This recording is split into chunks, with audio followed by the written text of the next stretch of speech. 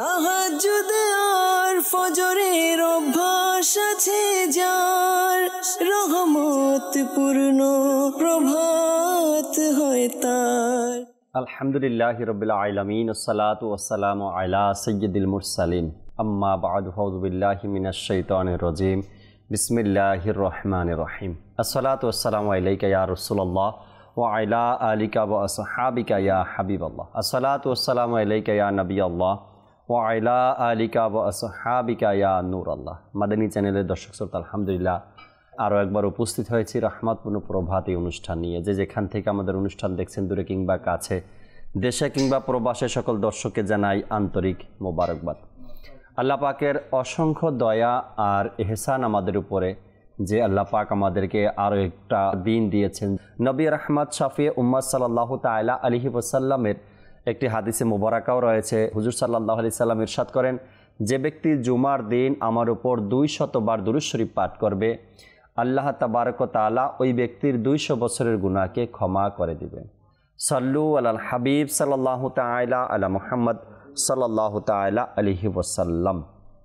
দর্শক শ্রোতা, রহমতপূর্ণ প্রভাত অনুষ্ঠানে আমরা কোরআনে পাকের তেলাওয়াত শুনবো, হামদে বারি তাআলা, নাতে রাসূলে মকবুল সাল্লাল্লাহু তাআলা আলাইহি ওয়াসাল্লাম। আরেকটি বিষয় নিয়েছে আলোচনা করার জন্য, নেকির দাওয়াত দেওয়ার জন্য আপনাদেরকে ইনশাআল্লাহ তাবারক ওয়া তাআলা বিষয় জানাবো।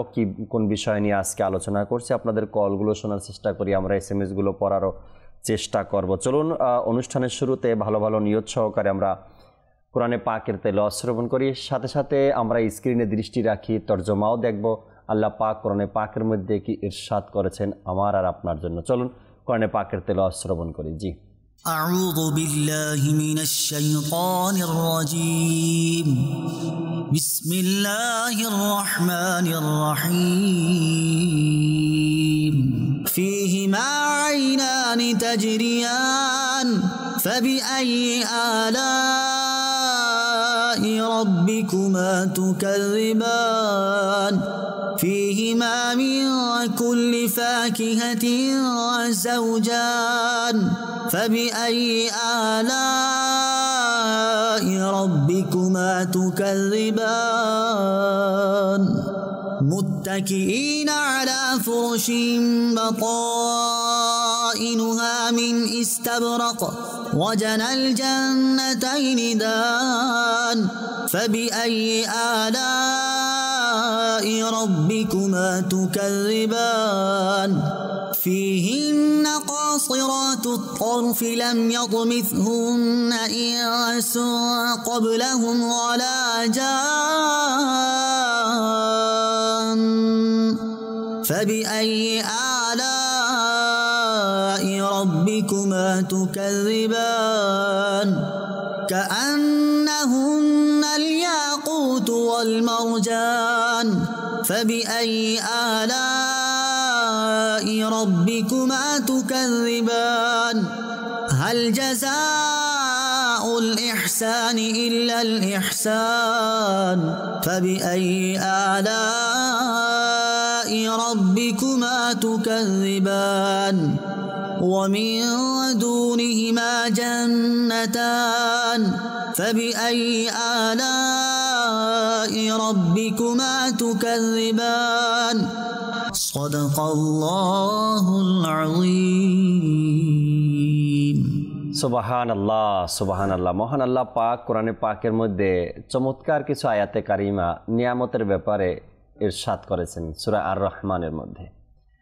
একটি আয়াত যে বারবার এসেছে, চমৎকার এক আয়াত আর এর তর্জমা, সুতরাং তোমরা স্বীয় প্রতিপালকের কোন অনুগ্রহকে অস্বীকার করবে। আল্লাহ তাআলার কোনো অনুগ্রহকে অস্বীকার করার মতো নয়, আর কেউ পারবে না অস্বীকার করতে। নেকির দাওয়াতের উদ্দেশ্যে যে কথাগুলো বলছি, আল্লাহ তাবারক ওয়া তাআলার এক অনুগ্রহ, এটা অস্বীকার করার মতো নয়। আজকে বাকশক্তি আছে, দুইটা ভালো কথা বলতে পারতেছি, কে জানে আল্লাহ তাবারক ওয়া তাআলার ইচ্ছা হলে হয়তো কাল সকাল পর্যন্ত এই বাকশক্তি নাও থাকতে পারে, আর নেকির দাওয়াত দেওয়ার সুযোগ হবে না বাকশক্তির মাধ্যমে। তো আল্লাহ তাবারক ওয়া তাআলার কোনো অনুগ্রহকেই অস্বীকার করার মতো না, আর অস্বীকার কেউ করতে পারবে না। এক একটা শ্বাস প্রশ্বাস যে আমরা নিচ্ছি, আল্লাহ পাকের অনুগ্রহ। এই জন্য আল্লাহ পাক কোরআনে পাকের মধ্যে এই সূরা আর রহমানের মধ্যে একাধিকবার এই আয়াতে কারিমে ইরশাদ করছেন, তোমার রবের কোন অনুগ্রহকে তোমরা অস্বীকার করবে। আমরা যখন কোরআনে পাককে সঠিকভাবে তেলাওয়াত করব এবং সঠিক তর্জমা পড়ব কানজুল ঈমান থেকে, তখন ইনশাআল্লাহ তাবারক ওয়া তাআলা কোরআনে পাকের প্রতিটি আয়াতের তর্জমা অর্থ আমরা যখন জানব, কোরআনের প্রতি ভালোবাসা আমাদের বাড়তে থাকবে এবং আল্লাহ চাই ইনশাআল্লাহ তাবারক ওয়া তাআলা আমল করারও আমাদের সুযোগ হবে। দর্শক শ্রোতা, রহমতপূর্ণ প্রভাতের আমরা এক একটি বিষয় নিয়ে এক এক সময় আলোচনা করার চেষ্টা করি। আজকেও চমৎকার একটি বিষয় নিয়েছি কথা বলার জন্য। এমন এক মহান বুজুর্গর, একজন মহান ব্যক্তির, হয়তো এনার কিতাব আমরা অনেকে পড়েছি, হয়তো ওনার জীবনী আমরা অনেকে পড়েছি। যখন উদাহরণ দিতে হয় কোনো বিষয় নিয়ে, তখন এই মহান ব্যক্তির কথাকে উদাহরণ দেই, তার জীবনীকে, তার কিতাব থেকে আমরা উদাহরণ দেওয়ার চেষ্টা করি। এবং বলা হয় প্রায় মাদ্রাসাতেই এই মহান ব্যক্তির কিতাব পড়ানো হয়। আর সে কে? সে হলো জালালউদ্দিন সুয়ুতি রহমতুল্লাহি তাআলা আলাইহি। হ্যাঁ দর্শক, আজকে এই মহান আল্লাহ পাকের এই মহান বুজুর্গ, আল্লাহ পাকের এই নেক বান্দা, আল্লাহর প্রিয় বন্ধু জালালউদ্দিন সুয়ুতি রহমতুল্লাহি তাআলা আলাইহির জীবনী নিয়ে কিছু আলোচনা করার আমরা চেষ্টা করব। তো আমরা ইনশাআল্লাহ তাবারক ওয়া তাআলা আজকের বিষয় রেখেছি জালালউদ্দিন সুয়ুতি শাফি রহমতুল্লাহি তাআলা আলাইহির জীবনী। আমরা কিছু আলোচনা শুনবো তার জীবনের দিক নিয়ে আল্লাহ চায়, এবং সেখান থেকে কিছু অর্জন করারও আমরা চেষ্টা করব ইনশাআল্লাহ তাবারক ওয়া তাআলা। আগে আমরা হামদে বারি তাআলা শুনি জুনায়েদ ভাই থেকে, এরপরে এ বিষয় নিয়ে আলোচনা করব, নাতে রসুলও শুনবো এবং কিছু সুসংবাদও আছে আপনাদের জন্য, তাও আপনাদেরকে শোনাবো আল্লাহ চাই ইনশাআল্লাহ তাআলা। জি জুনায়েদ ভাই, হামদে বারি তাআলা শুনিয়ে দিন।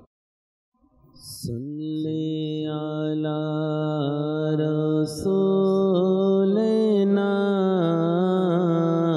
সাল্লি আলা হাবিবিনা সাল্লি আলা মুহাম্মাদিন সাল্লি আলা শাফিনা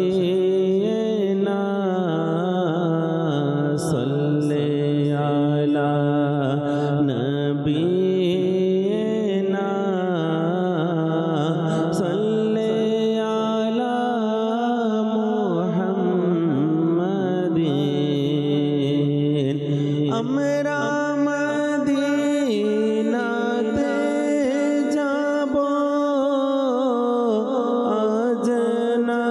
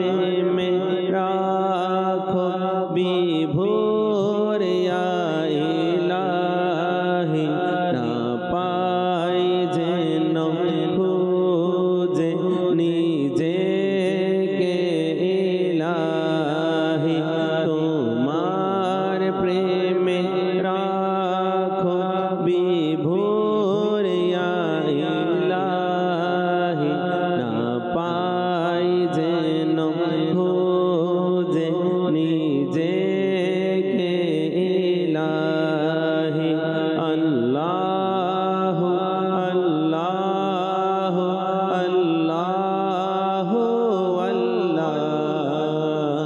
আল্লাহ আল্লাহ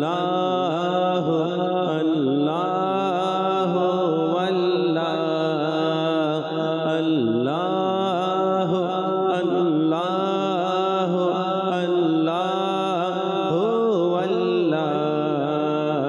আল্লাহ আল্লাহ আল্লাহ আল্লাহ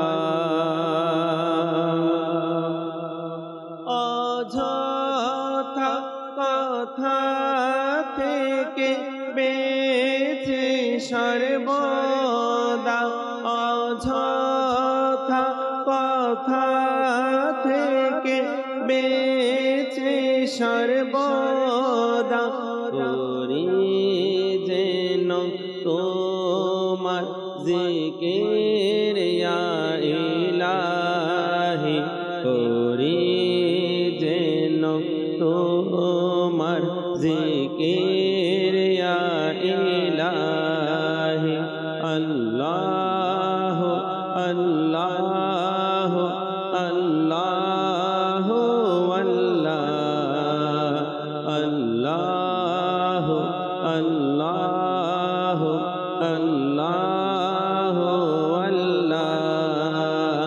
আমল যেন সব হয় তোমারি জন্য আমল যেন সব হয় তোমারি জন্য দাওয়ে মন ইখলাস আমায় ইলাহি দাওয়ে মন ইখলাস আমায় ইলাহি তোমার প্রেমে রাখো বিভোর ইয়া ইলাহি না পাই যেন খোঁজে নিজেকে ইলাহি আল্লাহ আল্লাহ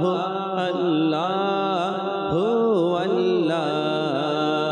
আল্লাহ আল্লাহ আল্লাহ আল্লাহ ভেঙে গেছে কোমর গুনাহেরি ভারে ভেঙে গেছে কোমর গুনাহেরি ভারে কি হবে হাসরে আমার ইয়া ইলাহি কি হবে হাসরে আমার ইয়া ইলাহি আল্লাহ আল্লাহ আল্লাহ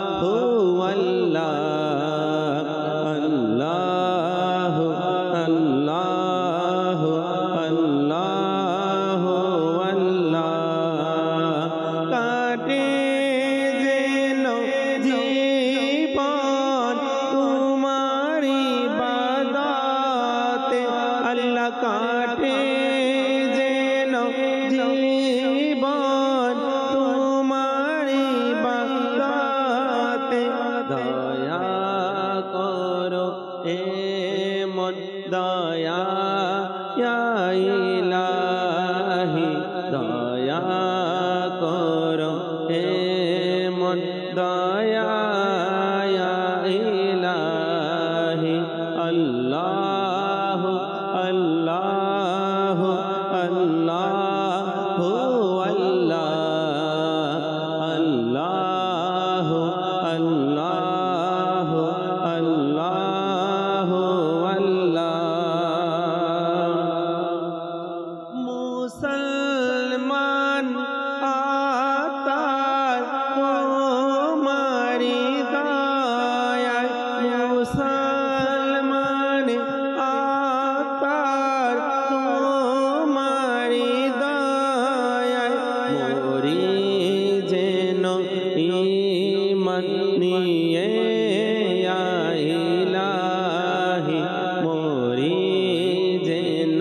ईमान लिए या इलाही अल्लाह अल्लाह अल्लाह अल्लाह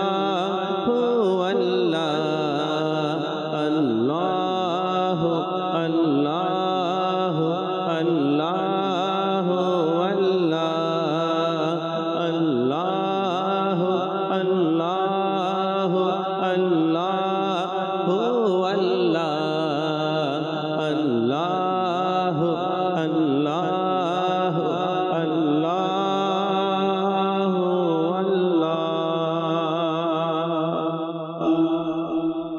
সুবহানাল্লাহ সুবহানাল্লাহ। আল্লাহ পাক আমাদেরকে এমনই জবান দান করুক যেন আল্লাহ পাকের প্রশংসায় নিজেকে সবসময় আমরা ব্যস্ত রাখতে পারি।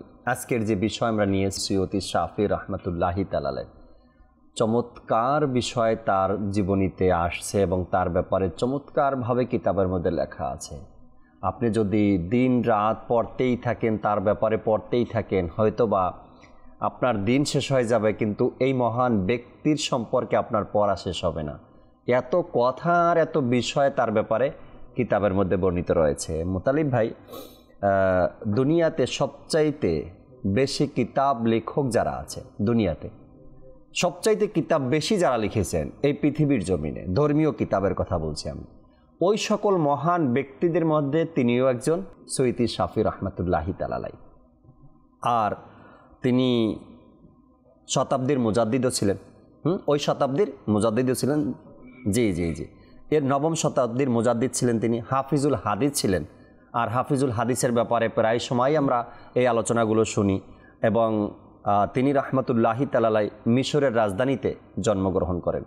তার জন্মগ্রহণেরও এক চমৎকার কিন্তু ইতিহাস আবার কিতাবের মধ্যে পাওয়া যায়। জালালউদ্দিন সৈয়দি রহমতুল্লাহি তাআলাকে মানুষ এভাবেও ডাকতেন ইবনুল কুতুব। আর ইবনুল কুতুব ডাকা তার এই জন্মগ্রহণকে কেন্দ্র করেই ইবনুল কুতুব অর্থাৎ কিতাবের পুত্র। সচরাচর কিন্তু এভাবে কেউ কাউকে বলে না বা ডাকে না।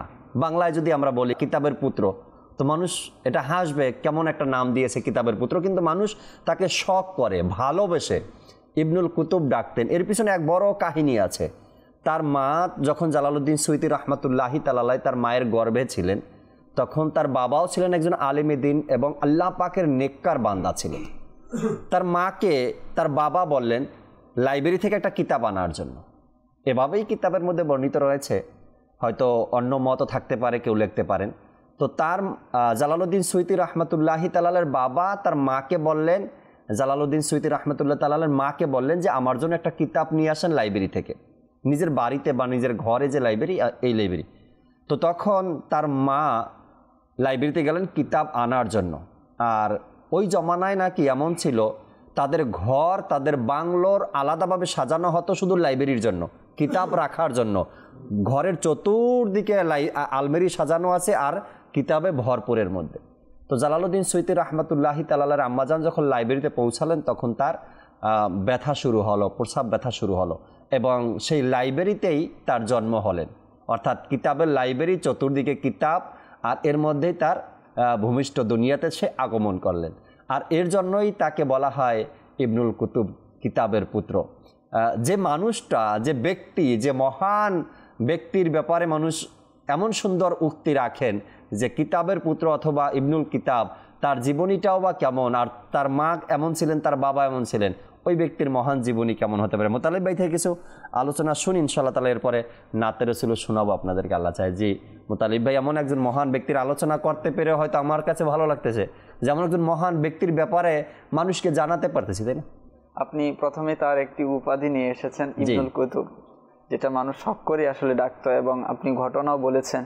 তার আরো কিছু উপাধি রয়েছে, এর মধ্যে অন্যতম হচ্ছে যেমন জালালউদ্দিন, তার উপাধি দিয়েই তিনি কিন্তু পরিচিত, অধিক পরিচিত। কিন্তু তার নাম হচ্ছে আব্দুর রহমান ইবনে আবু বকর সৈয়দি শাফি রহমতুল্লাহ তাআলা আলাইহি। জালালউদ্দিন তার একটা উপাধি, তাছাড়া আরো একটি উপাধি হচ্ছে শাইখুল হাদিস।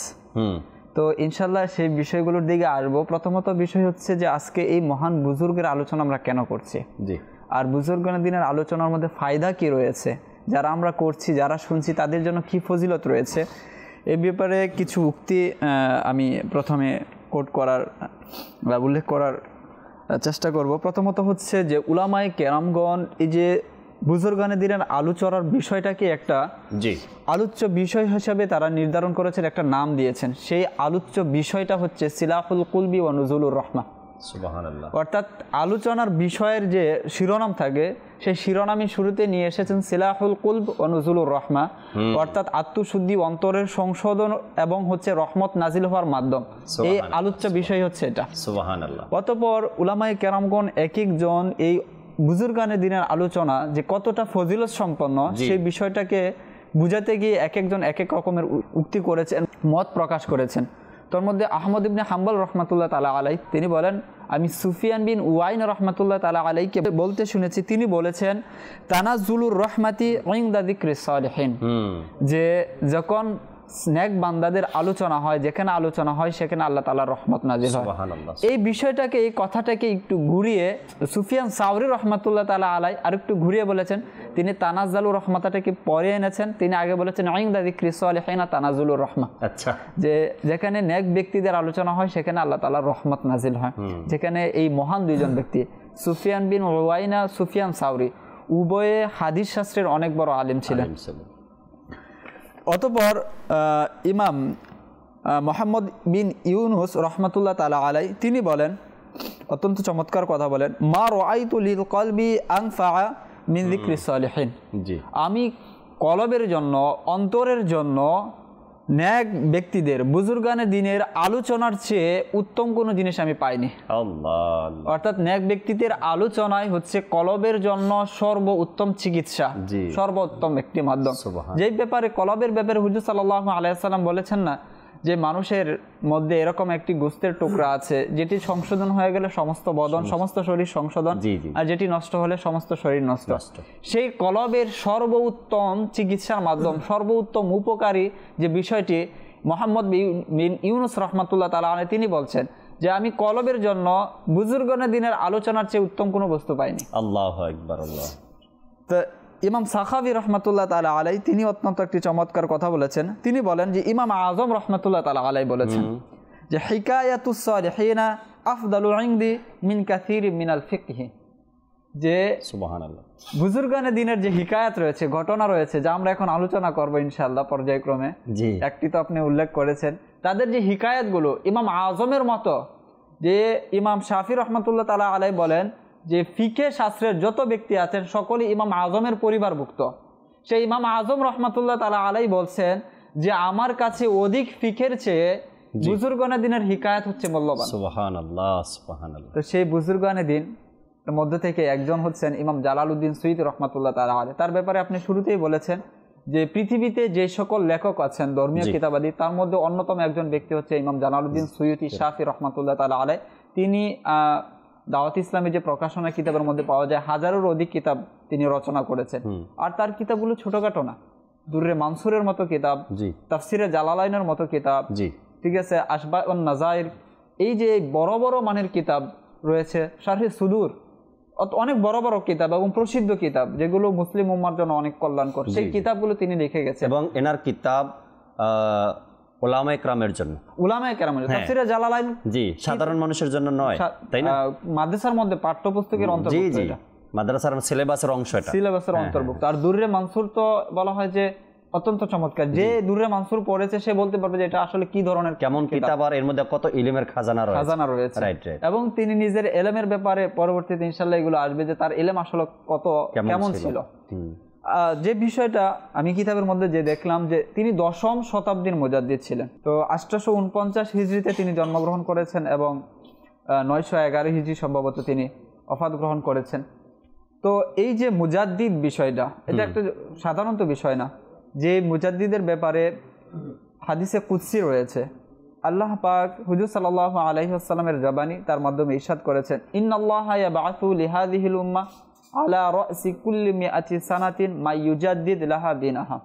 আল্লাহ তাআলা বলেন যে হুজুর সাল্লাল্লাহু আলাইহি ওয়াসাল্লাম বলেন, আল্লাহ তাআলা এই উম্মতের জন্য প্রত্যেক শতাব্দীর শুরুতে এমন একজন ব্যক্তিকে প্রেরণ করবেন যে ইসলামকে পুনরুজ্জীবিত করবে। সুবহানাল্লাহ। আর সকল উম্মাহ বর্তমান বা পরবর্তী যে সকল ব্যক্তি ছিলেন সকলে এই বিষয়ে একমত যে ইমাম জালালউদ্দিন সুয়ুতী রহমাতুল্লাহ তাআলা আলাইহি একজন মুজাদ্দিদ ছিলেন, জি, যে এই মহান নিয়ামত তার অর্জিত। এই বিষয়ে একটা যে প্রথমত আমরা বললাম জালালউদ্দিন তার একটি উপাধি, তারপর হচ্ছে শাইখুল হাদিস উপাধি, ইবনুল কুতুবের কথা বলেছেন, আর এবং মুজাদ্দিদ, এটাও অনেক বড় একটি তার জন্য বৈশিষ্ট্য, তার একটি গুণ।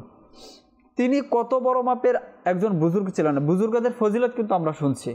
এই তিনি কত বড় মাপের বুজুর্গ ছিলেন তার একটি ঘটনা যদি আমরা শুরুতেই শুনি। তার একনিষ্ঠ খাদিম হযরত মুহাম্মদ আলী হাব্বাক রহমতুল্লাহ তাআলা আলাই, তিনি এই ঘটনাটি বর্ণনা করেন। তার একনিষ্ঠ একজন খাদিম, তিনি বলেন যে ইমাম জালালউদ্দিন সুয়ুতী রহমতুল্লাহ তাআলা আলাই তিনি একটি শর্ত দিয়ে তাকে বললেন যে আমি তোমাকে এখন একটি কারামত দেখাবো, একটি বিষয়, একটি গুরুত্বপূর্ণ বিষয় দেখাবো, আমার ইন্তিকালের আগ পর্যন্ত যদি তুমি না বলো এই শর্তে, তাহলে তুমি সেই বিষয়টা আমি তোমাকে দেখাবো। আল্লাহু আকবার। বলেন ঠিক আছে হুজুর। বলেন যে চলো আমরা মক্কায় গিয়ে হজ করব, বা সেখানে গিয়ে আমরা নামাজ পড়বো, আবার সেখান থেকে ফিরেও আসবেন।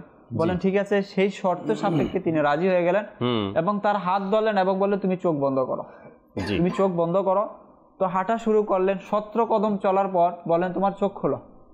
তো চোখ যখন করলেন তিনি দেখলেন যে তিনি যে মক্কা শরীফের যে প্রসিদ্ধ কবর মা আল্লাহ শরীফ, তো সেখানে তিনি উপস্থিত আছেন। তো সেখানে গেলেন, যাওয়ার পর কাবা শরীফে প্রবেশ করলেন, সেখানে তাওয়াফ করলেন, মাকামে ইব্রাহিম সেখানে বসলেন। পরবর্তীতে তিনি তার যে খাদেম তাকে বললেন তুমি যদি চাও থেকে থাকতে পারো, আর যদি চাও তো আমার সাথে আবার চলে যেতে পারো। তো বললেন হুজুর আমি আপনার সাথেই যেতে চাই। তো আবার হাত ধরলেন, আবার 7 কদম চললেন, বললেন চোখ খুলো। তো দেখলেন আবার তিনি তার সেই মিশরে। আল্লাহু আকবার। তো এই যে এত বড় মাপের একজন আল্লাহর ওলি ছিলেন, যে তাদের জন্য বলা হয় যে তিনি নিজেই বলেন যে আমাদের জন্য আল্লাহ তাআলা আল্লাহর জমিনকে সংকুচিত করে দিয়েছেন। প্রকৃতপক্ষে যারা আল্লাহর ওলি রয়েছেন তাদের জন্য আল্লাহ তাআলা জমিনকে সংকুচিত করে দেন, নয়তো এটা তো আকেলে বুঝে আসে না। 17 কদম চলার পর মিশর থেকে মক্কায় চলে আসা, যেখানে 1 মাসের অধিক সফর, আবার মক্কা থেকে 7 কদম চলে আবার মিশরে চলে যাওয়া, এটি হচ্ছে আল্লাহ তাআলার ওলিদের জন্য আল্লাহ তাআলার পক্ষ থেকে একটি বিশেষ নিয়ামত।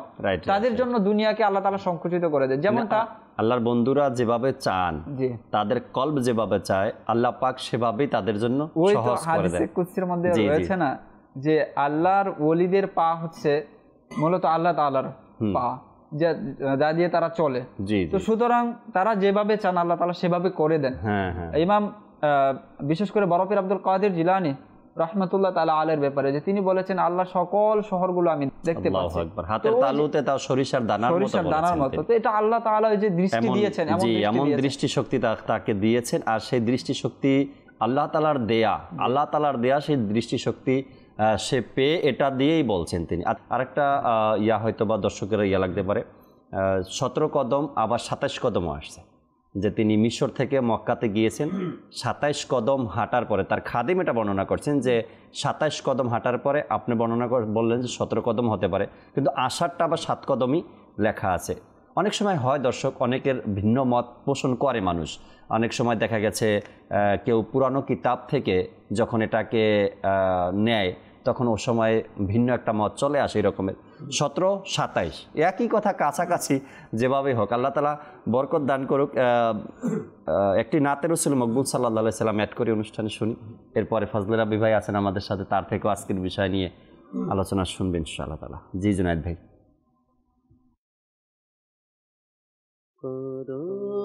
শান্ত তুমি আমায় ডেকে রাজায় রাসূলুল্লাহ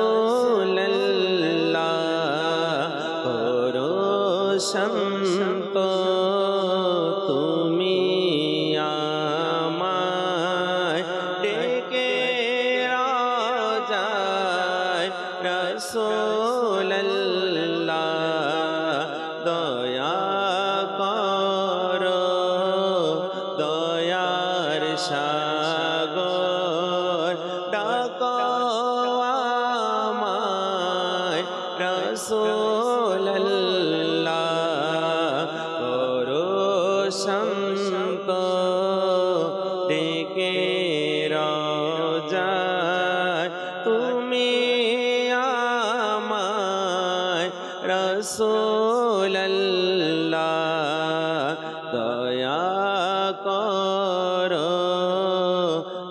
দয়ার সাগর ডাকো আমায় রাসূলুল্লাহ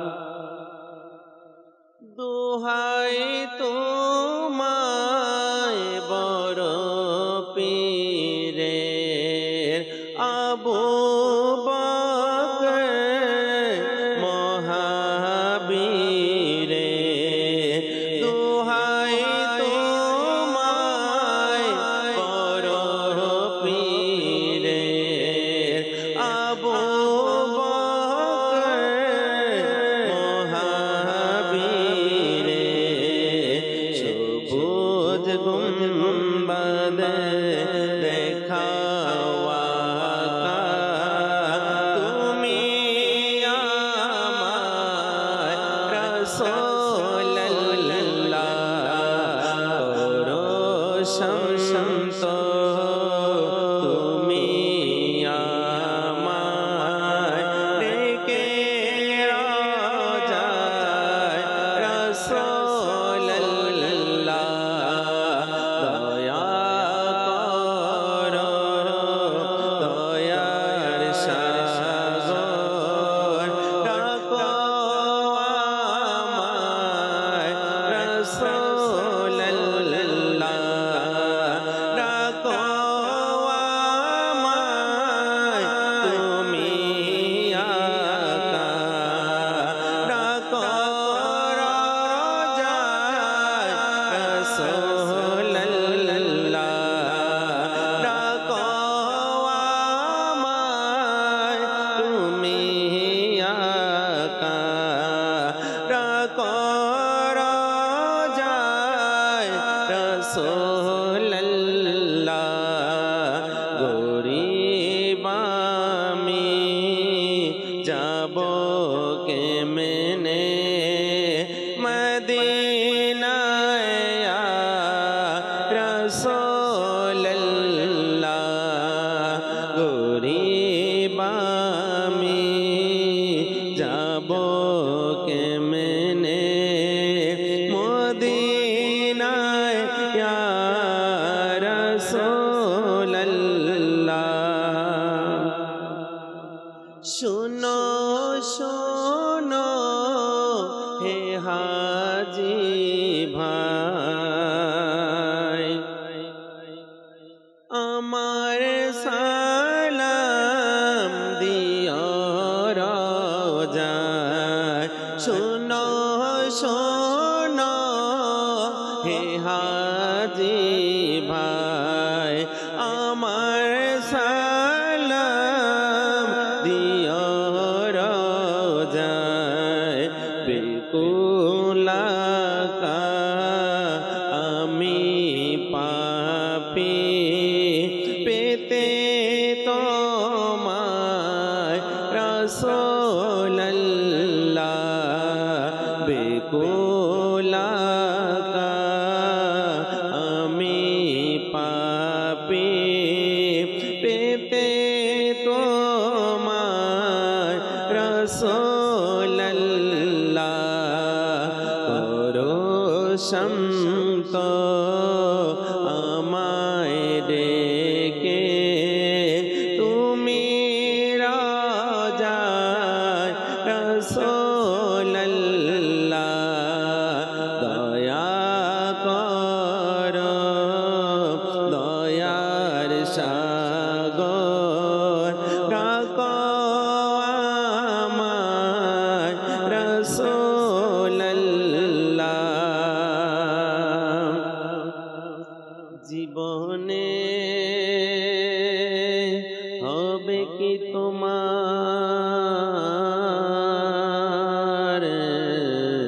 দিদার ইয়া রাসূলুল্লাহ এ আশায় রয়েছি আমি গুনাহগার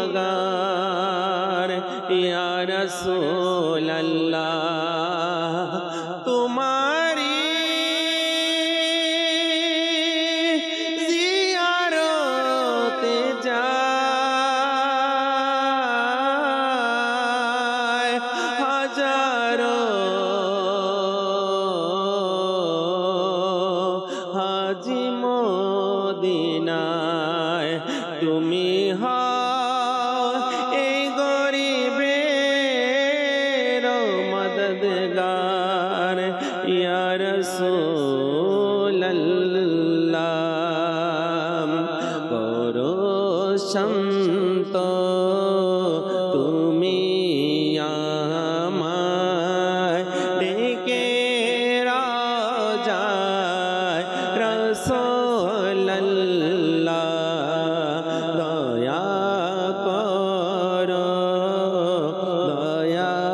সাগর ডাকো আমায় রাসূলুল্লাহ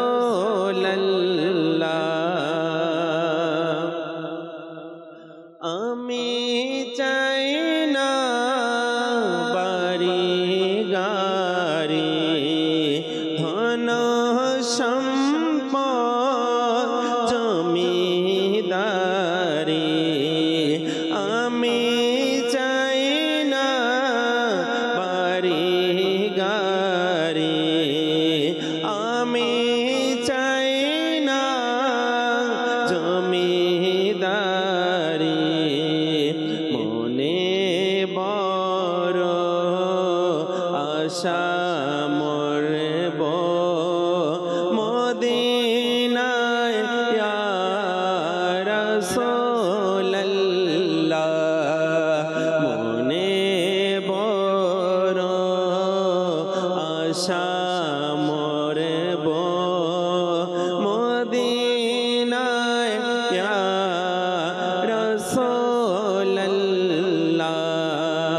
করো শান্ত তুমি আমায় ডেকে রাজায় রাসূলুল্লাহ দয়া করো দয়ার সাগর ডাকো আমায় রাসূলুল্লাহ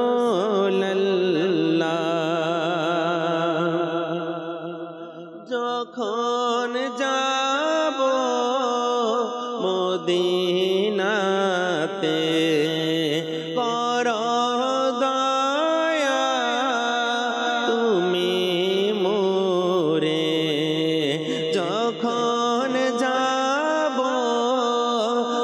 মদিনাতে করো দয়া তুমি মোরে তোমার দিদার দিও আকা তুমি আমায় রাসূলুল্লাহ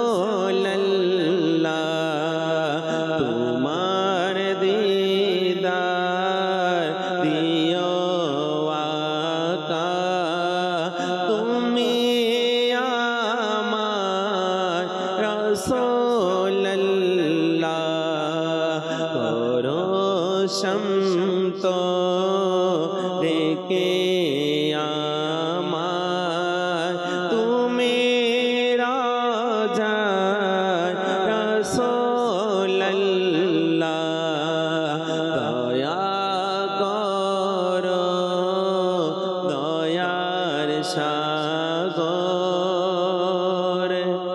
ডাকো রাজায় রাসূলুল্লাহ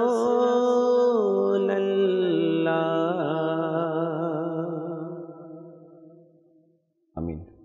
আল্লাহ পাক এমন তৌফিক দান করুক, রাসূল করিম সাল্লাল্লাহু আলাইহি সাল্লামের দয়ার নজর হলে ইনশাআল্লাহ তাআলা একদিন যাওয়ার সুযোগ আমাদের চলে আসবে। আমরা কালাম শুনতেছিলাম, দর্শক শ্রোতার কিছু কলও আছে আমাদের সাথে, কলগুলো শুনবো, এরপর আল্লাহ চায় আবারও আলোচনায় ফেরার চেষ্টা করব। আমাদের ফজলে রাব্বি ভাই আমাদের সাথে আছেন, তার থেকেও কিছু শুনবো। আগে কয়েকটা কল শুনে নি দর্শক শ্রোতা। জি, কল শুনিয়ে দিই। জি স্যার, আমি একটা নাচ শুনতে চাই, সুবহানাল্লাহ সুবহানাল্লাহ। শুনে দিলে অনেক খুশি হতাম। ইনশাআল্লাহ তাবারক ওয়া তাআলা সাথেই থাকবেন, আপনাকে কালাম শোনাবো। পরবর্তী কল দেন। আমি বলছি সাবদাতপুর ভিনেদা জেলা খুলনা। আমি আহমদ। আপনার এই চ্যানেল আমাদের কাছে খুব প্রিয়, খুব ভালো লাগে। এখন দেখছি বইতে বইতে, আমি সব সময় দেখি, এখনো দেখছি, পরিবার সবাই দেখে। আমি সবাই বলি দেখা যান বহুত কিছু বোঝা যায়, শেখা যায়। আমাদের জন্য দোয়া করবেন।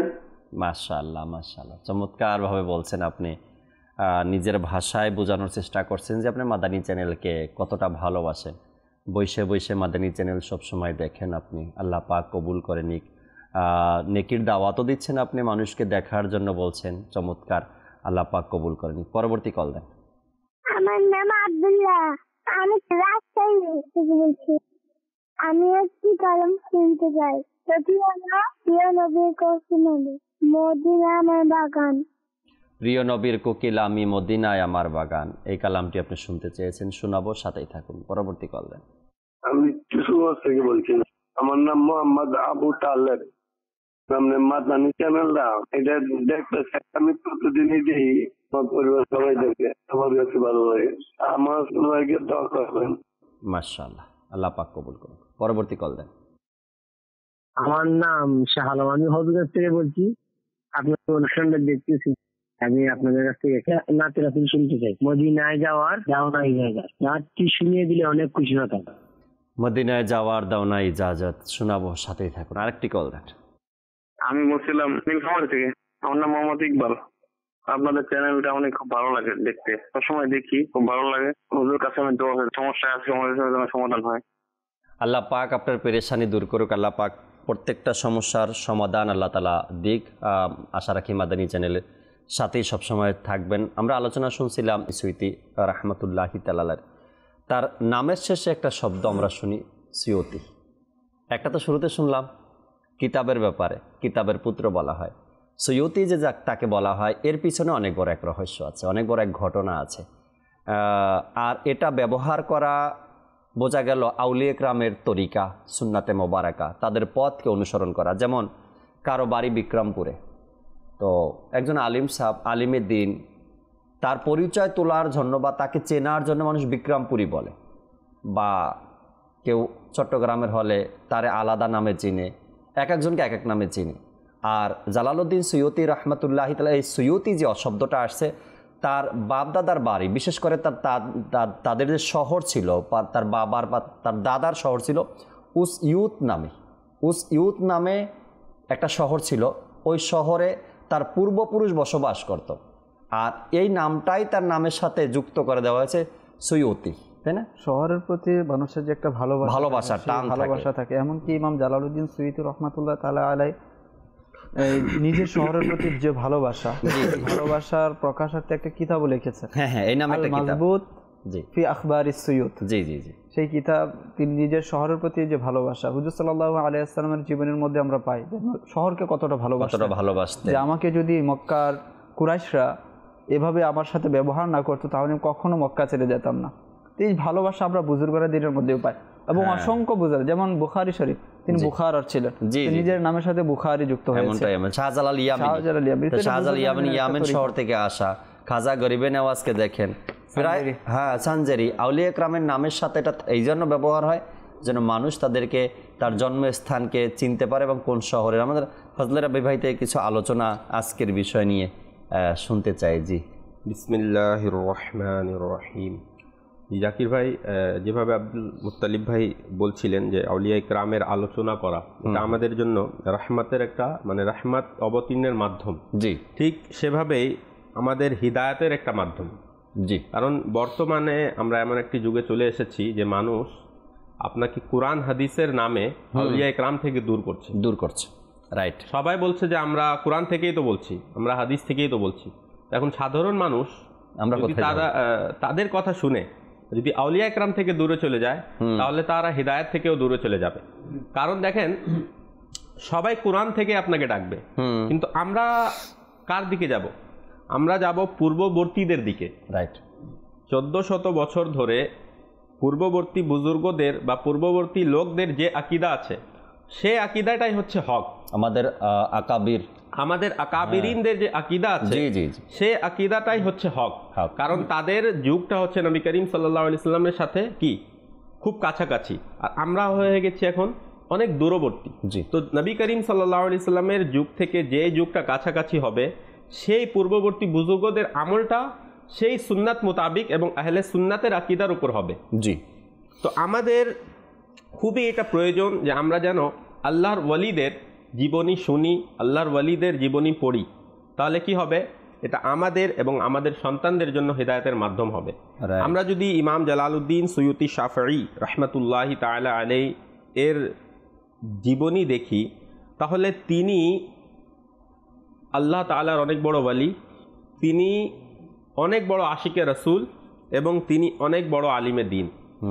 জাকির ভাই, আমরা যখন শুনি কারো ব্যাপারে যে তিনি আল্লাহর ওলি, জি, তো আমরা হয়তো ভাবি হয়তো তিনি শুধু আল্লাহর ওলি, হয়তো তিনি একটা খানকাহে হয়তো মানে একটা খানকাহে সবসময় বসে থাকতেন, শুধু আল্লাহর ইবাদতই করতেন।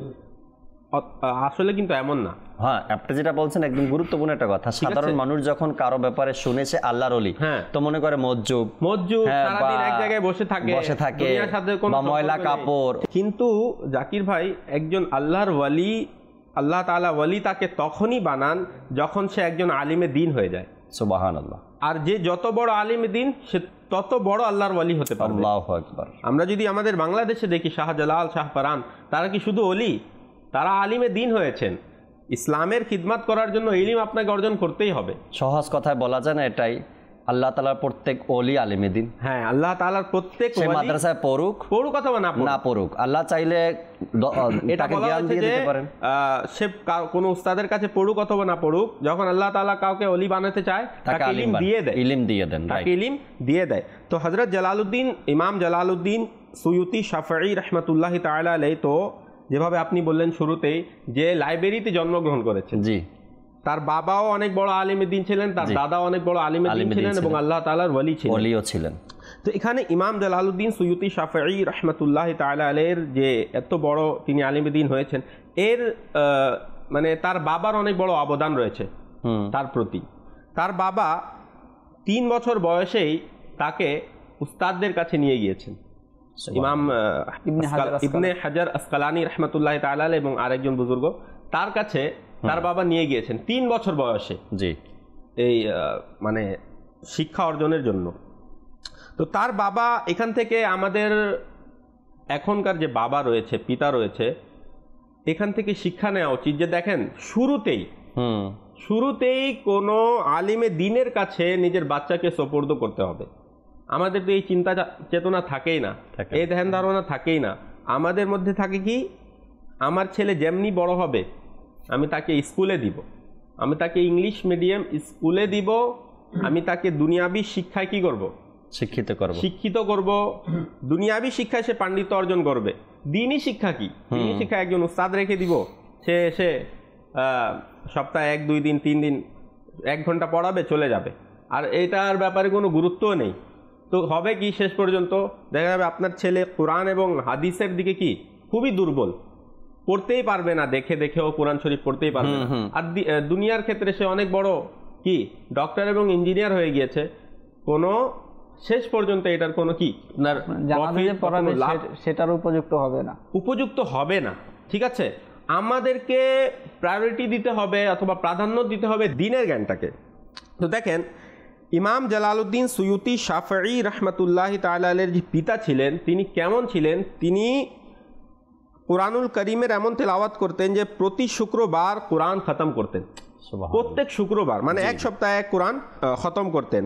এবং মাদ্রাসায় শায়খুনিয়ার ফিকহের শিক্ষক ছিলেন, জি, জামে ইবনে তুলুনের খতিব ছিলেন, আব্বাসি খলিফার মসজিদের ইমাম ছিলেন।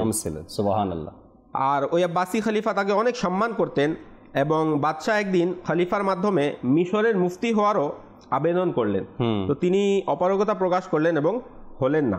এবং যখন ইমাম জালালউদ্দিন সুয়ুতি শাফঈ রাহমাতুল্লাহি তাআলা আলাইহির বয়স যখন 5 বছর ছিল, তখন তিনি 855 হিজরিতে সোমবার শরীফের রাতে ঈশার আজানের সময় ইন্তিকাল করেন। এবং ওই সময় একটি রোগ ছিল, রোগ যেটাকে বলা হয় জাতুল জানাব বলা হয় আরবিতে, আর উর্দুতে যেটাকে নিউমোনিয়া বলা হয়। ঠিক আছে, এই রোগে তিনি মৃত্যুবরণ করেন। আর নবী করিম সাল্লাল্লাহু আলাইহি সাল্লামের একটি ফরমান আছে যে এই রোগে যে মারা যাবে সে শহীদ হবে, জাতুল জানাব। তার মায়ের ব্যাপারে হয়তো এসেছে যে তার পিতা ইন্তিকাল করার পর এই রোগটা তার মায়ের দেখা দেয় এবং পিতা মাতা কিছুদিনের ব্যবধানে উভয়ে ইন্তিকাল করে। এবং ইমাম জালালউদ্দিন সুয়ুতি রাহমাতুল্লাহ তাআলার যে লেখাপড়া শাইখুনিয়া মাদ্রাসার যে বিষয়, সেখানে তার পিতা আগেই ওসিয়ত করে গিয়েছিলেন যে আমার সন্তানকে যেন পড়ালেখা করানো হয়, আপনারা এই বিষয়টা দেখবেন। তো পরবর্তীতে সেখানকার শিক্ষক তার জন্য একটা আলাদা ব্যবস্থা করেন এবং তার শিক্ষার ব্যবস্থা করেন। এবং ইমাম জালালউদ্দিন সুয়ুতি রাহমাতুল্লাহ তাআলা আলাইহি যুগ শ্রেষ্ঠ অনেক বড় বড় আলেম থেকে শিক্ষা অর্জন করেছেন। তিনি এক জায়গায় বসেছিলেন তেমন না, যে মিশর থেকে মক্কায় এসেছেন, মদিনায় গিয়েছেন, এমনকি বহির্বিশ্ব তিনি বহু রাষ্ট্রে সফর শুনেছেন, বড় বড় মাদ্রাসা আছে, ইলমে দ্বীন অর্জনের মাধ্যম রয়েছে সেখানে। আর তার যে ইলমের যে বিষয়টা, তিনি কত বড় যে বললেন, শুরু করলেন 8 বছর বয়সে তিনি ইলমে দ্বীন কোরআনে হিফজ করে নিয়েছেন। 17 বছর বয়সে তিনি আউযু বিল্লাহ এবং বিসমিল্লাহ এই যে রয়েছে এর একটা সরা লেখেন, এবং এই সরা যখন উস্তাদ কেরাম যারা তার রয়েছেন তারা যখন দেখেন তো তারা প্রশংসা করেন যে এই বয়সের একটা ছেলে সে আউযু বিল্লাহ এবং বিসমিল্লাহ এর সরা লিখেছেন এবং চমৎকার। তারা এই ব্যাপারে তারা বিভিন্ন মন্তব্য প্রকাশ করেন। সবচেয়ে যে মজার যে বিষয়টা আমি বলবো, একটা হচ্ছে যে পুরা পরিবারটা হচ্ছে ইলমের সাথে সম্পৃক্ত।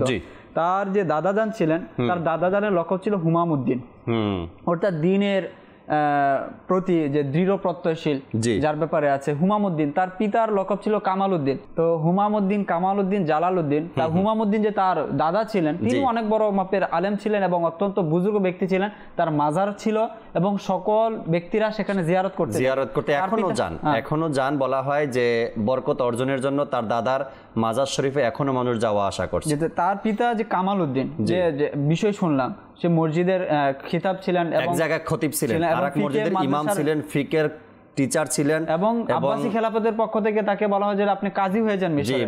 তিনি সেটা প্রত্যাখ্যান করলেন। তো কত বড় মাপের একটা ইলমের একটা পরিবার, সেই পরিবারের মধ্যে থেকে জালালউদ্দিন সুয়ুতী রহমাতুল্লাহ তাআলা আলাইহি এসেছেন। আমি যে বিষয়টার দিকে নোট করব, ইমাম জালালউদ্দিন সুয়ুতী রহমাতুল্লাহ তাআলা আলাইহি বায়াত গ্রহণ করেছেন। তিনি বায়াত গ্রহণ করেছেন মোহাম্মদ বিন উমর শাজিলি রহমাতুল্লাহ তাআলা আলাইহির হাতে।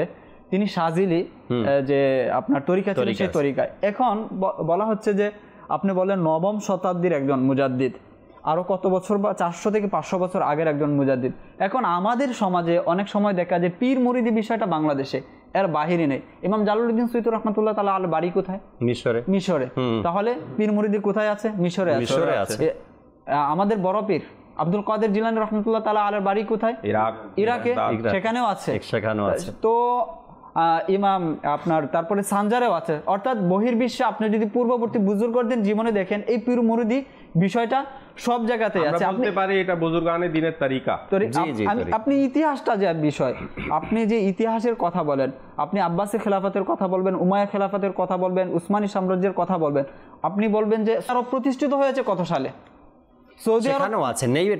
আমি তো কেননা আমাদের দাদা পীর হুজুর কোথার? মদিনার, জিয়াউদ্দিন আল মাদানী এবং মদিনাতুল মুনাওয়ারাতে খানকা শরীফ আমি নিজে গিয়ে আসছি, সেখানে আরব শরীফ আছে। তো সেখানে পূর্ববর্তী নাম ছিল হিজাজে মুকাদ্দাস। আমি ওই বিষয়টার দিকে ইঙ্গিত করছি যে আপনি বলেন যে আরব প্রতিষ্ঠিত হয়েছে কত সালে, সেটা তো আপনি আগে দেখেন। এর পূর্বের হিস্টোরি তো আপনি দেখেন। ইমাম জালালউদ্দিন সুয়ুতী রহমাতুল্লাহ তাআলা আলাইহির মতো একজন যুগ শ্রেষ্ঠ আলেম, তিনি কত সংখ্যক কিতাব লিখেছেন? কিতাবের মধ্যে হাজারেরও অধিক একজন আলেম। তিনি দুররে মনসুরের মতো কিতাব লিখেছেন, তাফসিরে জালালাইনের মতো কিতাব লিখেছেন, শারহে সুদুরের মতো কিতাব লিখেছেন। তিনি বলেন, ইমাম জালালউদ্দিন সুয়ুতী রহমাতুল্লাহ তাআলা আলাইহি বলেন, তিনি যে ফতোয়াগুলো দিতেন, ফতোয়া দেওয়ার পর এটা স্বাভাবিক বিষয়, ইখতিলাফ হয়ে যায় এবং বিভিন্ন ইখতিলাফ হয়েছে ইমামদের মধ্যে।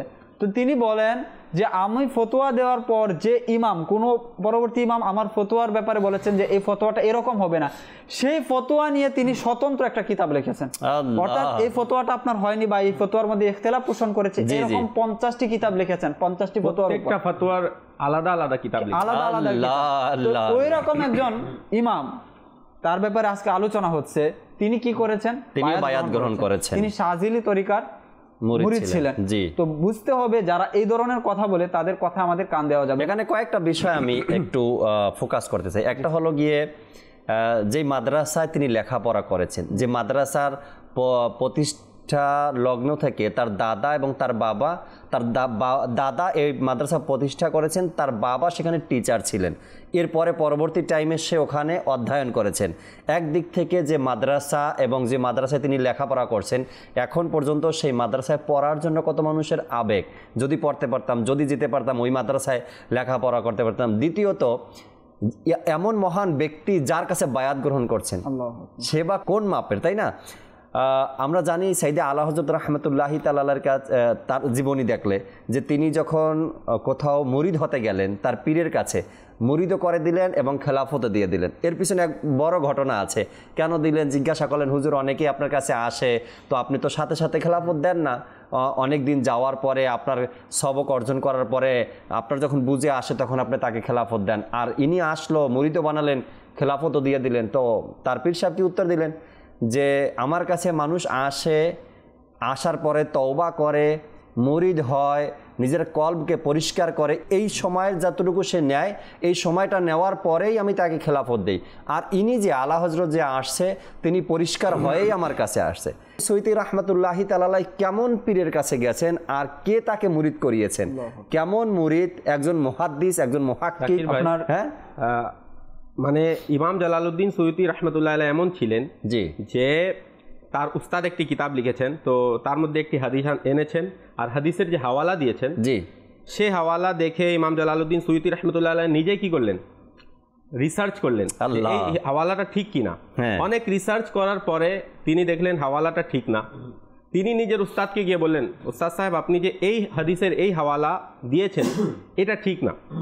উস্তাদ সাহেব কেমন, তিনি এটাও বলেন না আচ্ছা আমি দেখে যদি এটা ঠিক না থাকে তাহলে আমি চেঞ্জ করে দিব, সংশোধন করে। শুধু ইমাম জালালউদ্দিন সৈয়দি রহমতুল্লাহ আলাইহির মুখে শুনেই যে হাওয়ালাটা ঠিক না, তিনি কি করলেন, সাথে সাথে কলম নিলেন আর ওই হাদিসের নিচে একটা হাসিয়া লিখে দিলেন যে যেটা ইমাম জালালউদ্দিন সৈয়দি বলেছে এটাই ঠিক। মানে তিনি নিজে রিসার্চ করেন নাই, শুধু ইমাম জালালউদ্দিন সৈয়দি রহমতুল্লাহ আলাইহির মুখে শুনে তিনি কি করলেন, ঠিক করে দিলেন। এই বিষয়ে যদি আমি আরো বলি যে তিনি কত বড় মাপের আলেম ছিলেন, এখন তার উস্তাদ যে তার থেকে হাওলা নিচ্ছেন এবং তিনি রিসার্চেরও প্রয়োজন নেই, ইমাম জালালউদ্দিন বলে দিয়েছে। জালালউদ্দিন ইবনে হাজার আসকালানী, এখানে একটা বিষয় আমি শুনবো আপনার থেকে, ফজলে রাব্বি ভাই যে বিষয়টা তুলে ধরলেন, এখানে আবার আমরা যেন উল্টা না নেই, সৈয়দি নিজের উস্তাদের সাথে বেয়াদবি করছে এমনটা না, তাদের বলার ধরন ভিন্ন ছিল। হয়তো আমাদের বলার রংটা ভালো না, আমরা যেভাবে বুঝাতে চাই আপনাদেরকে হয়তো এভাবে না, তার বলার ধরনটা হয়তো ভিন্ন ছিল। ওস্তাদ আপনি যে লেখছেন এই হাওয়ালাটা হয়তো আমি পাইনি বা আমি দেখিনি বা আমার বুঝে আসেনি, যদি একটু ক্লিয়ার করতেন, যেমন আদব যেভাবে রক্ষা করার কথা। জালালউদ্দিন সৈয়দি রহমতুল্লাহ বলেন যে এই আমার উস্তাদ যে এই কাজটা করলেন, তো এরপর থেকে উস্তাদের ভালোবাসা আমার অন্তরে আরো বেড়ে গেছে। জি জি, আর উস্তাদ সাহেব কেন শুনলেন কথা, যাতে আমার ছাত্রটা আরো সাহস পায়, পরবর্তীতে সে যেন দ্বিধাবোধ না করে এইসব কথা সবার থেকেই হতে পারে। ঠিক আছে, এজন্য তিনি কি করলেন, একটু সাহস দিলেন নিজের ছাত্রকে। আমি যে বিষয়টা বললাম যে আসলে আমরা যে মাইন্ড নিয়ে বসে থাকি, যে আপনি যে বললেন আমাদের বলার ধরন এরকম এরকম, এটা হচ্ছে আমাদের জমানার সমস্যা। আমরা সত্য গ্রহণ করতে পারি না। আমরা একটু বড় হয়ে গেলাম যে আমাকে সংশোধন করতে আসছে, অথচ আমি ইমাম, আমি তার শিক্ষক। কিন্তু ওই যুগে এরকম ছিল না। তাদের কাছে যে সত্য বলুক, সেটা পিচ্ছি হোক আর যেই হোক, ছোট হোক আর বড় হোক, তাদের সত্য গ্রহণ করার ক্ষেত্রে কোনো বয়স ছিল না। যখনই তাদেরকে বলা হতো যে এটা হচ্ছে সত্য, তৎক্ষণাৎ তারা সেটা কবুল করে নিত। আর এই নমুনাটা কিছু কেবলা শাইখে তরিকাত আমিরুল সুন্নাতের মধ্যে পাওয়া যায়। হাজার হাজার মানুষ, লক্ষ লক্ষ ভক্তবৃন্দ মুরিদান মাদানী মুজাকারা দেখে। ওই মুহূর্তেও আমি 2 সপ্তাহ অথবা 3 সপ্তাহ আগে একটা মাদানী মুজাকারা, সঠিক তারিখ মনে আসতেছে না, 2-3 সপ্তাহ আগের একটা মাদানী মুজাকারা আমিরুল সুন্নাত গত রমজানের মাদানী মুজাকারার একটা বিষয় নিয়ে তিনি 3 সপ্তাহ আগের একটা মাদানী মুজাকারায় তিনি ওই কথা তুলছেন যে আমি গত রমজানে এত এত তারিখের এত নম্বর মাদানী মুজাকারাতে কেউ একজন ব্যক্তি আমাকে একটা কিতাবের হাওয়ালা দিয়ে একটা পড়ছে, একটা কাগজ আমাকে দিয়েছিলেন, আমি অত তেহকিক না করে এটা বলে দিয়েছি। বলে দেওয়ার পরে এখন আবার আমার কাছে আসছে যে ওই যে বর্ণনাটা ওটা সঠিক ছিল না বা বলাটা অনুচিত ছিল। তো আমিরুল সুন্নাত সেই রমজানেরটাকে আবার 3 সপ্তাহ আগে নিয়ে আসলেন, এসে সেখানে আবার সংশোধন করে দিলেন, আবার বলেও দিলেন আমার ওই রমজানের এপিসোডটাতে আজকের কথাগুলো ওখানে এডিট করে আপনারা অ্যাডজাস্ট করে দিবেন, লাগিয়ে দিবেন। তো ওই সংশোধনের চিন্তা ভাবনা এখনো আমিরুল সুন্নাতের মধ্যে দেখা যায়। এইজন্য তো বলা হয় না যে আমিরুল সুন্নাত হচ্ছেন পূর্ববর্তী বুজুর্গদের একটা নমুনা, নিদর্শন। সুবহানাল্লাহ। আমরা তো কিতাবের মধ্যে পড়ি যে পূর্ববর্তী বুজুর্গগণ এমন ছিলেন এমন ছিলেন এমন ছিলেন, কল্পনা করি এরকমটা কি হওয়া সম্ভব, এরকমই হতে পারে। তো এই জন্য উলামায়ে কেরামগণ বলেন যে পূর্ববর্তী বুজুর্গগণের যে কিতাবে আমরা পড়েছি তাদের নমুনাগুলো, নিদর্শনগুলো, সেটার বাস্তব উপমা হচ্ছে আমিরুল সুন্নাত বারকাতুল্লাহ আলাইহি। যেটা বলছিলাম ইমাম জালালউদ্দিন সৈয়দি রহমাতুল্লাহ তাআলা আলাইহির ব্যাপারে, ইমাম ইবনে হাজার আসকালানী রহমাতুল্লাহ তাআলা আলাইহির নাম কে না জানেন? যারা মাদ্রাসায় পড়ে সবাই জানে। হাদিস শাস্ত্রের অন্যতম একটি নক্ষত্র হচ্ছে ইবনে হাজার আসকালানী রহমাতুল্লাহ তাআলা আলাইহি। ইবনে হাজার আসকালানী রহমাতুল্লাহ তাআলা আলাইহি তার এলাকার মধ্যে তিনি ইমলা করাতেন, অর্থাৎ শ্রুতলিপি যেটাকে বলা হয়, যে তিনি বলতেন আর লোকেরা সেই হাদিসগুলো নোট করতেন। ইমাম ইবনে হাজার আসকালানী রহমাতুল্লাহ তাআলা আলাইহি যখন ওফাত গ্রহণ করলেন, তো তার মধ্যে ওই রকম যোগ্যতা সম্পন্ন কেউ ছিল না যে এই কাজটা করাবেন, অর্থাৎ ওই রকম নির্ভরযোগ্য ব্যক্তি আর কেউ ছিল না। পরবর্তীতে 20 বছর পর, অর্থাৎ এই দরজ 20 বছর পর্যন্ত বন্ধ ছিল। পরবর্তীতে আবার ইমাম জালালউদ্দিন সুয়ুতী রহমাতুল্লাহ তাআলা আলাইহি সেটা স্টার্ট করেন এবং সকলে ইবনে হাজার আসকালানী রহমাতুল্লাহ তাআলা আলাইহি থেকে যেভাবে নিতেন, যে গুরুত্বের সাথে, যে নির্ভরযোগ্যতা যে বিষয়টি রয়েছে, সেভাবে তার থেকে আরম্ভ করেন। এটা কিভাবে সম্ভব হয়েছে আব্দুল মুত্তালিব ভাই? তিনি কিন্তু ইমাম জালালউদ্দিন সুয়ুতী রাহমাতুল্লাহি আলাইহি তিনি 2 লক্ষ হাদিসের হাফিজ ছিলেন। সুবহানাল্লাহ, হাফিজুল হাদিস 2 লক্ষ। তিনি বলেন যে আরো বেশি যদি আমি পাইতাম তা আরো বেশি হাদিস আমি মুখস্থ করতাম। তো তিনি একবার হজে গিয়েছিলেন। হজে গিয়ে তাওয়াফ করার পরে তিনি জমজম শরীফ পান করলেন। পান করার পরে তিনি এই দোয়াটাই করলেন যে ইয়া আল্লাহ, আমাকে ফিকহের মধ্যে সিরাজউদ্দিন বুলখিনী রাহমাতুল্লাহ আলাইহির এবং হাদিসের মধ্যে ইমাম ইবনে হাজার আসকালানির মর্যাদা দান করো। সুবহানাল্লাহ। ফিকহের মধ্যে সিরাজউদ্দিন বুলকিনি, আর হাদিসের মধ্যে ইমাম ইবনে হাজার আসকালানি, এর মতো আমাকে কি করো, মর্যাদা দান করো। তো তিনি কি পরবর্তীতে যেটা আব্দুল মুত্তালিব ভাই বললেন যে ইমাম ইবনে হাজার আসকালানি রাহমাতুল্লাহ আলাইহির জায়গাটা তিনি পূরণ করলেন এবং বলা হয়েছে যে তাফসীর, হাদিস, ফিকা, নাহু, মাআনি, বায়ান এবং বাদি, এই সকল শাস্ত্রে তিনি পাণ্ডিত্য অর্জন করেন। এটা তিনি নিজে বলেছেন। এবং তাহদিসে নিয়ামত, তাহদিসে নিয়ামত যে আল্লাহ তাআলা যে নিয়ামত দিয়েছেন সেটা চর্চা করার জন্য, মানুষকে বললে মানুষ তার অনুসরণ করবে, এই প্রতি আগ্রহী হবে। এই জন্য কিন্তু উলামায়ে কেরাম তাহদিসে নিয়ামতের জন্য সব নিজের ঘটনাগুলো বলেন। আরেকটি বিষয় হচ্ছে যে হাদিস শাস্ত্রে তার যে খেদমত, যে বলা হয় যে হাদিস শাস্ত্রের যে যতগুলো শাখা আছে প্রত্যেকটি শাখায় ইমাম জালালউদ্দিন সুয়ুতী রহমাতুল্লাহ তাআলা আলাইহি লিখেছেন। এবং হাদিস নিয়ে, হাদিস শাস্ত্রে তার লিখিত গ্রন্থের সংখ্যা প্রায় 300 শাস্ত্র লিখেছেন শুধু হাদিসের ব্যাপারে। আর আরেকটি বিষয় হচ্ছে যে এই বিষয় শাইখুল হাদিস, যে একটি উপাধির ব্যাপারে আমরা বলেছিলাম যে এই বিষয়ে আলোচনা করব। যে উপাধিটি তিনি কিভাবে পেলেন, যে একদিন তিনি স্বপ্নে হুজুর সাল্লাল্লাহু আলাইহি ওয়াসাল্লামকে দেখলেন এবং একটি কিতাব তিনি রচনা করেছেন। বললেন, ইয়া রাসূলুল্লাহ, আমি এখান থেকে কিছু হাদিস আপনাকে শোনাতে চাই, সেখান থেকে আমি কিছু হাদিস আপনাকে শোনাতে চাই। তখন হুজুর সাল্লাল্লাহু আলাইহি ওয়াসাল্লাম তাকে বললেন, শাইখুল হাদিস, সুবহানাল্লাহ, শাইখুল হাদিস তুমি শোনাও।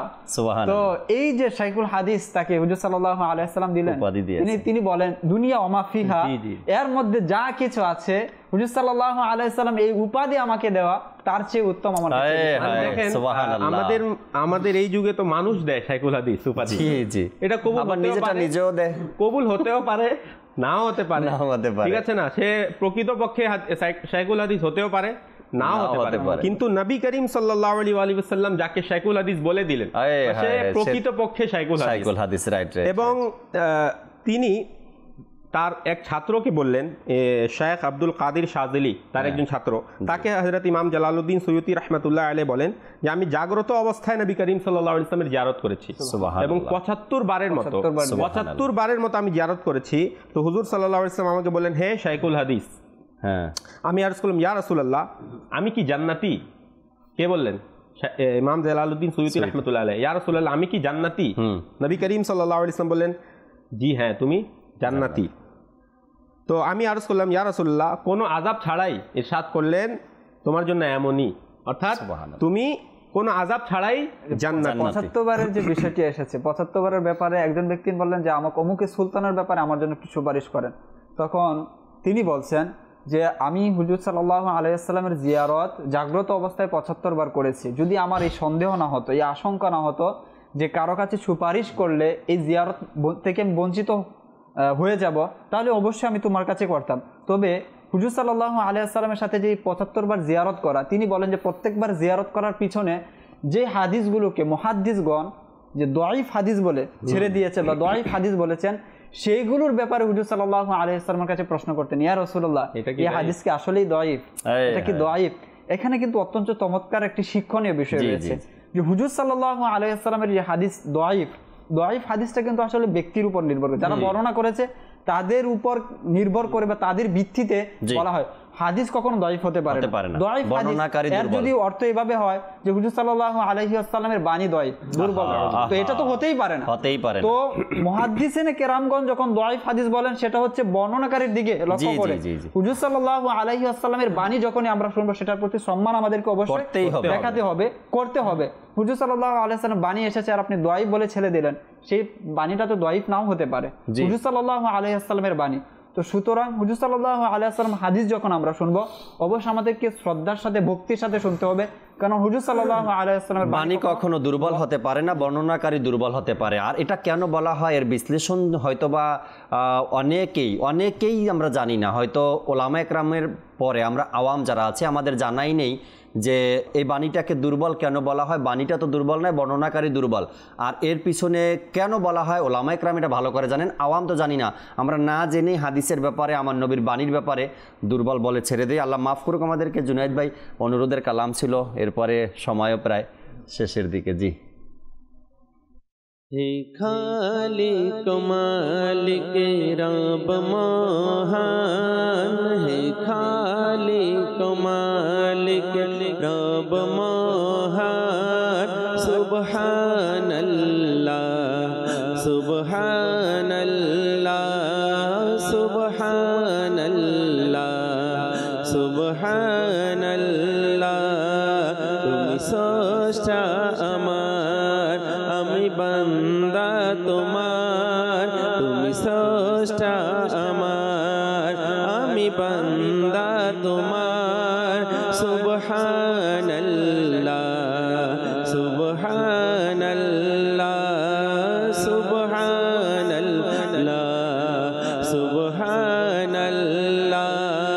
মোরা ভিখারি তুমি দাতা, মোরা বান্দা তুমি মওলা, মোরা বান্দা তুমি মওলা।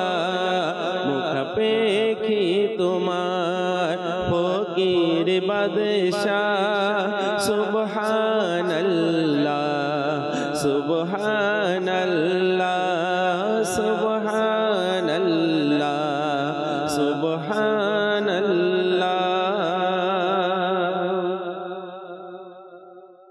প্রিয় নবী কুকিল আমি, মদিনা আমার বাগান। প্রিয় নবী কুকিল আমি, মদিনা আমার বাগান। তারি ধ্যানে মগ্ন থাকি, করি তারি গুণগান। প্রিয় নবী কুকিল আমি, মদিনা আমার বাগান। তারি ধ্যানে মগ্ন থাকি, করি তারি গুণগান।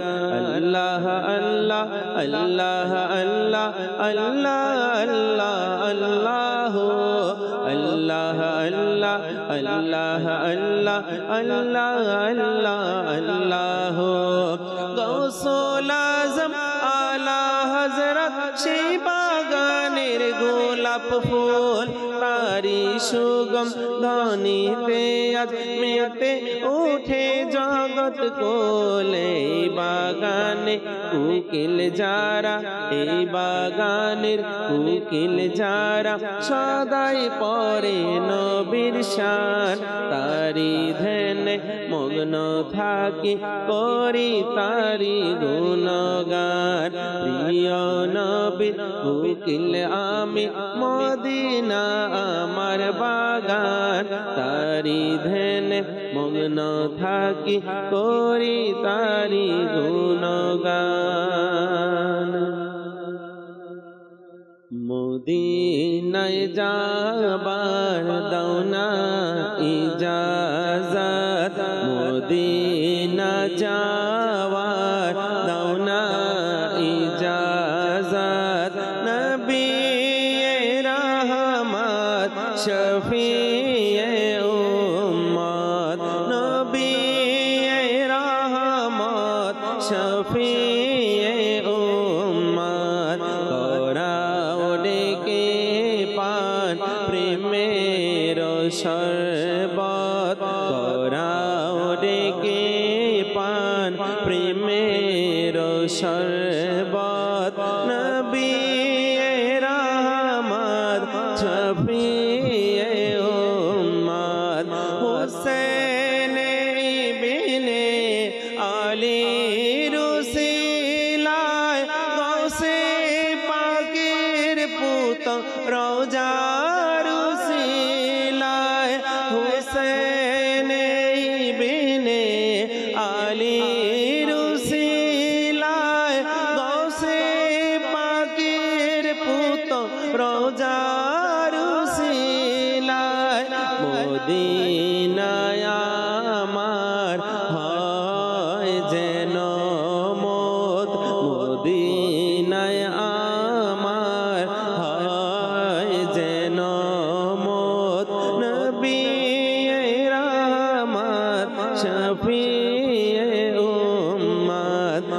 মদিনায় যাবার দাও না ইজাজত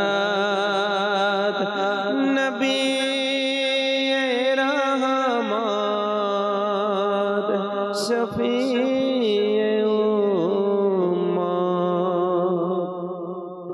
মাশাআল্লাহ, আমরা অনুরোধের কালামগুলো শুনতেছিলাম। দর্শক, আপনাদের আল্লাহ পাক আমাদেরকে আজকের এই প্রোগ্রামে যা আলোচনা শুনলাম আমরা আমল করার তৌফিক দিক। সৈয়দী রহমতুল্লাহি তাআলাই আল্লাহ পাকের একজন মহান ওলিয়ে কামি, তার জীবনী যত শুনতে থাকবেন এতটুকু তো আশা করতে পারি যে আপনি যত শুনবেন তত ইলমে দিন অর্জন করার এক আগ্রহ বাড়তে থাকবে। এমন ইলমের খাজানা, এমন ইলমের ভান্ডার তার কাছে ছিল। দ্বিতীয়ত, যখন সৈয়দী রহমতুল্লাহি তাআলার জীবনী আপনি অধ্যয়ন করবেন তখন অন্যান্য আউলিয়া ইকরামের জীবনীও আপনার অধ্যয়ন করতে মন চাইবে, কেননা তার জীবনীর মধ্যে এমন কিছু ইন্টারেস্ট রয়েছে, এমন কিছু ভালোবাসা, এমন কিছু ভালো লাগা রয়েছে। তো প্রায় সময় আমি বলে থাকি আউলিয়া ইকরামের জীবনী অধ্যয়ন করি আমরা। কোন বল্টু মিয়ার সোল্টু মিয়ার জীবনী পড়েন আপনি ভালো জানেন, আর আপনার দেমাগ ভালো জানে। এই সকল ব্যক্তিদের জীবনী পড়বেন তো কি দরকার আপনার? উৎসাহ দরকার, পেয়ে যাবেন। কি দরকার আপনার? জান্নাতের আশাবাদী আপনি হতে চান, এটাও পেয়ে যাবেন। ইশকে রাসূল দরকার, এটাও পেয়ে যাবেন।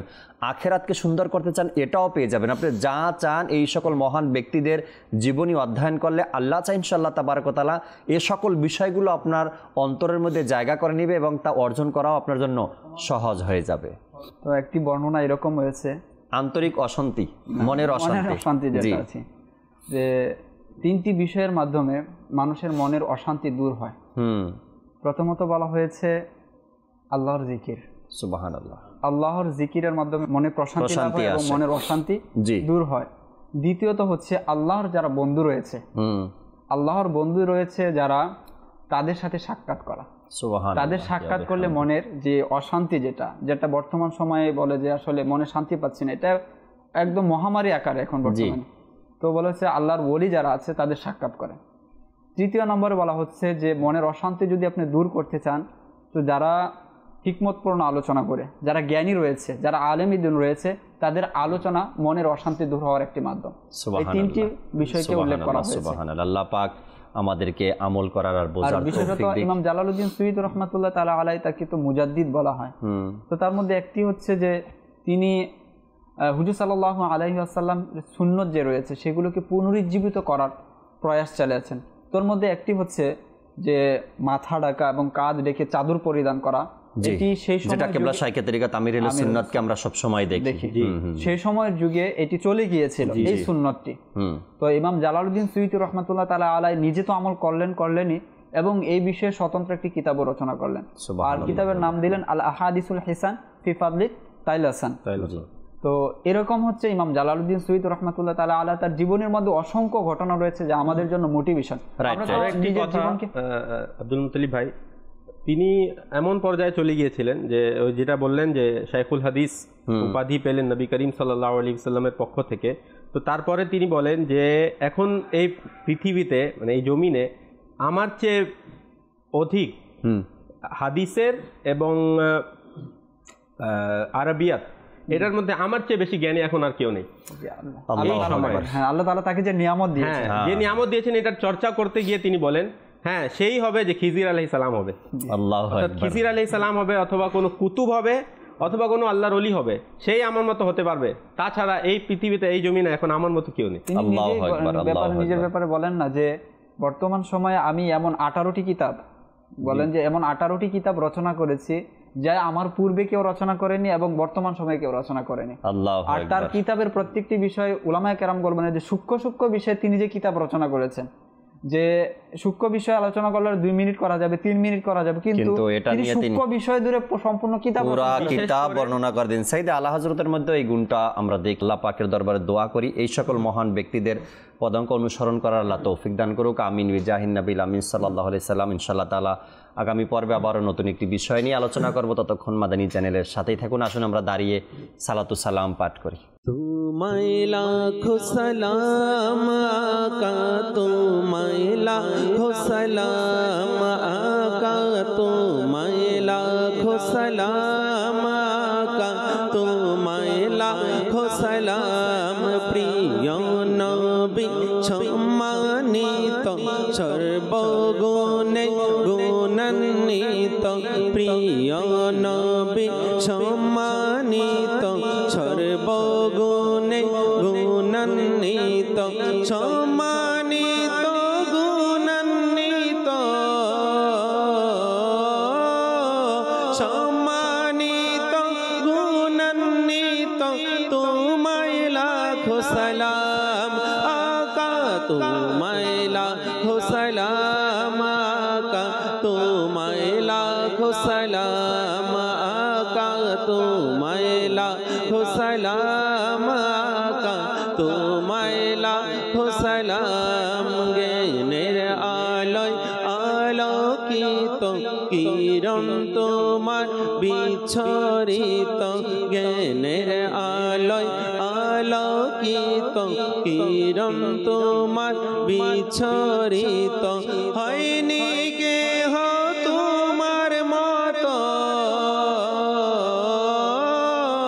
হয়নি কেহ তোমার মতো তোমায় লাখো সালাম আকা তোমায় লাখো সালাম আকা তোমায় লাখো সালাম আকা তোমায় লাখো সালাম আকা তোমায় লাখো সালাম।